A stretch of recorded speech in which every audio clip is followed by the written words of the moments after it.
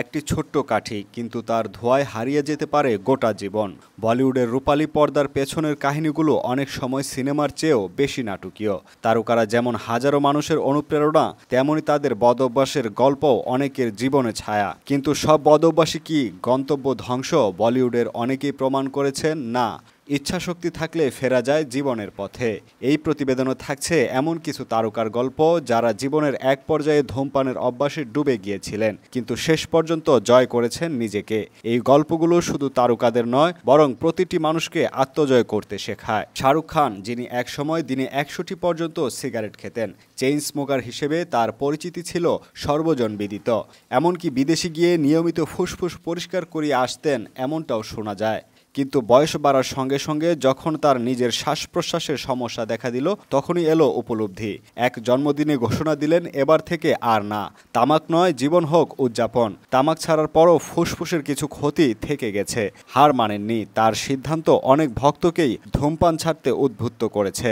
সালমান খান ছিলেন আরেক chain smoker, তবে ট্রাইজেমিনাল নিউরালজিয়া নামক বিরল স্নায়ু ব্যথায় আক্রান্ত হওয়ার পর ডাক্তাররা জানান, ধূমপানই এই সমস্যার মূল কারণ হতে পারে। এই খবরই যেন জীবন মৃত্যুর চরম সীমানায় দাঁড় করিয়ে দেয় তাকে। সালমান সিদ্ধান্ত নেন, শরীরটাই তো আমার আসল সম্পদ, আর নয়। তারপর থেকেই একটিও সিগারেট ছন্না ভাইজান। অর্জুন রামপাল ধূমপান শুরু করেছিলেন কৈশোরে, বোর্ডিং স্কুলে বন্ধুদের পাল্লায় পড়ে। কিন্তু ২০২০ সালের কোভিড-১৯ অতিমারির কালে ভয়াবহতা দেখে চিন্তায় পড়ে যান তিনি। তার মনে হয়, আমি যেন নিজের ফুসফুসের সঙ্গে বিশ্বাসঘাতকতা করছি, এখনই থামাতে হবে। এরপর আর সিগারেটের ধারে কাছেও যাননি অর্জুন। বলেন, এটাই তার জীবনের অন্যতম সেরা সিদ্ধান্ত।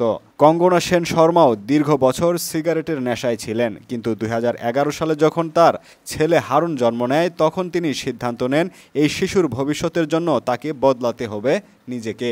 সেই দিন থেকেই কঙ্গনা সিগারেট ছাড়েন এবং আর ফিরে তাকাননি। মা হওয়ার পর আমি নতুন করে বুঝেছি, আমার জীবন আর একার নয়। ২০০৭ সালে ৩৬ বছর বয়সে সাইফ আলী খানের বুকে তীব্র যন্ত্রণা শুরু হয়। চিকিৎসকরা জানান তার হার্ট অ্যাটাক হয়েছে। এতে ভয় পেয়ে যান অভিনেতা।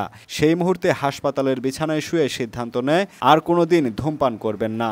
জীবনটা খুব মূল্যবান, এটা ভুলে যেন শেষ না হয়ে যায়। ঋত্বিক রোশন ২০২০ সালে ঘোষণা দেন তিনি সিগারেট ছেড়েছেন। এই ঘোষণা দেন টুইটারে, লেখেন, আমি যদি সত্যি কৃষ হতাম, তাহলে পৃথিবী থেকে সিগারেটকেই আগে নির্মূল করতাম। তার মতে, ধূমপানও এক ধরনের ভাইরাস, যা আত্মা ও শরীর উভয়কে ধ্বংস করে। বাংলার শক্তিশালী অভিনেতা রাজতাপ দত্ত দীর্ঘদিন সিগারেটের নেশায় ছিলেন। একসময় সেটি ছিল তার দিনের অন্যতম অভ্যাস, কিন্তু আজ তিনি সম্পূর্ণ তামাকমুক্ত। নিজের সিদ্ধান্তে অনড় থেকে সিগারেটকে চিরতরে বিদায় জানিয়েছেন।